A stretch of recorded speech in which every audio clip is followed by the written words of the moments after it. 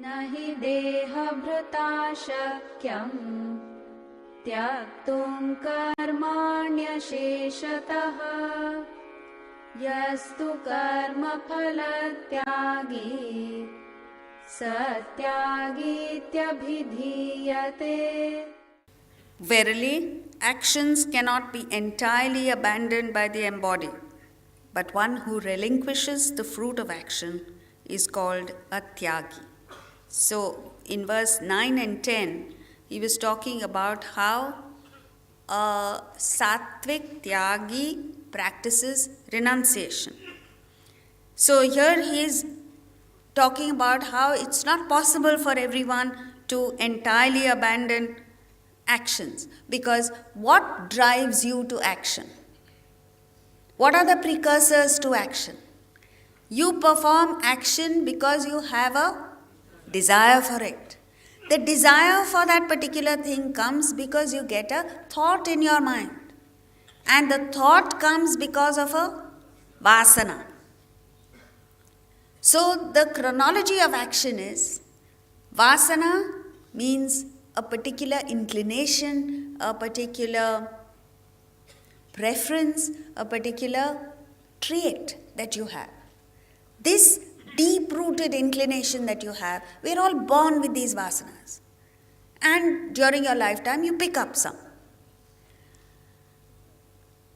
You find a child is born with distinct tendencies, distinct inclinations, distinct preferences. This is called vasana. So if you have a vasana for music, you'll get a thought for music. All the thoughts for music consolidate as a strong desire for music, and this desire for music translates into action, which is either you go to a performance or you yourself play or sing music.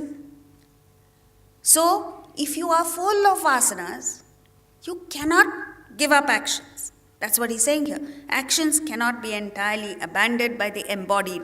Embodied means one who has not just the physical body, the gross body, subtle body, causal body.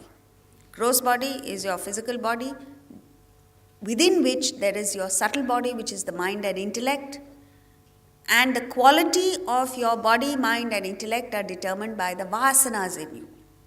If you don't understand this, let go, doesn't matter. This is technical terminology. But what you need to understand is that one who relinquishes the fruit of action is called a tyagi. So you may not be able to give up actions. You know, the interesting thing here is the ordinary common person in the world is full of desires, full of vasanas, and cannot practice sannyasa as he has defined it yesterday, which is giving up desire-ridden actions. You're full of desires.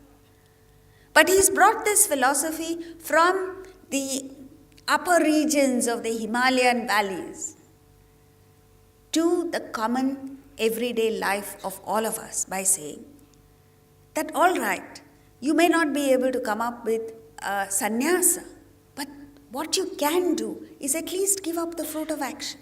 Give up the anxiety for the fruit of action. This is well within the reach of every single human being. So what in effect he's done is brought down this philosophy to the level of the common person in the Gita. And that's what he's saying here. You must perform obligatory duty. Every one of us has obligations. All of us know what our obligations are. All that you have to do is develop an intellect that is strong enough to keep you centered in the obligations and prevent you from meandering into desire and the realm of desire. Once you are held captive by that desire, you go through endless problems.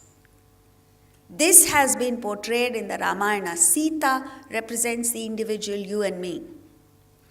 As long as she was focused on Ram, Atman, the spirit, the higher, and she performed her obligation sincerely, dedicatedly, she had no problem at all. She was supremely happy, whether she was enjoying the luxuries of the palace in Ayodhya or she was going through the rigors of Vanvas in the forest.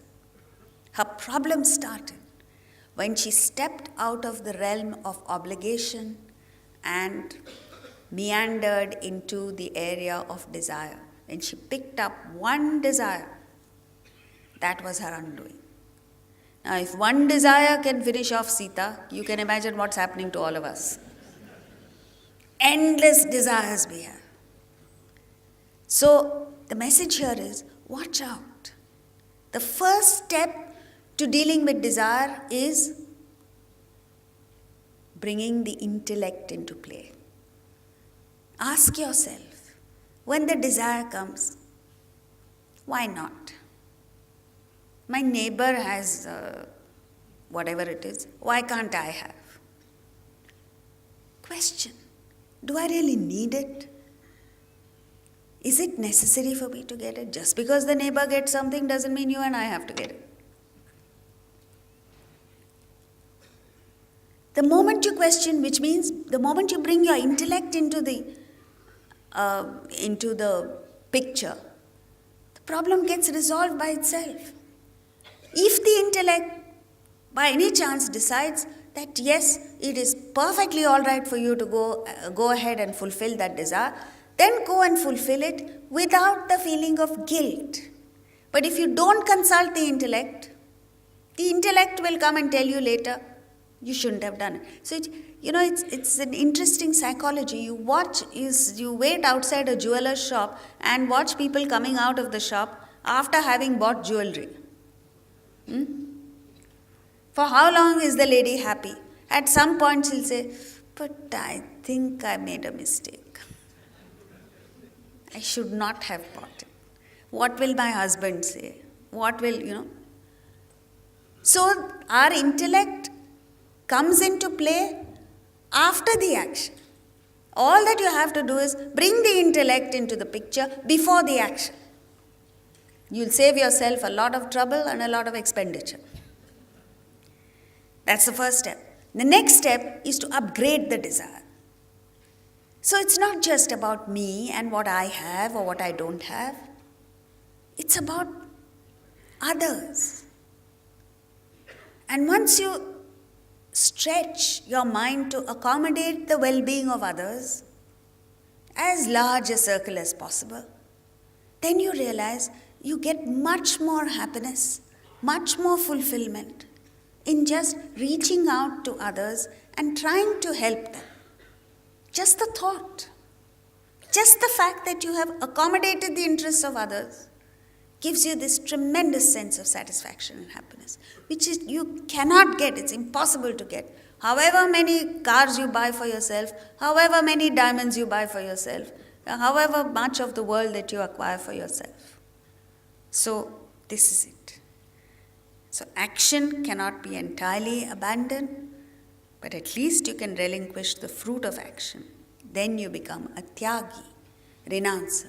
And as you continue to give up, act with this spirit of relinquishing the fruit, you function in a spirit of yajna, tapa and dana. You get elevated to that exalted state of a sannyasi.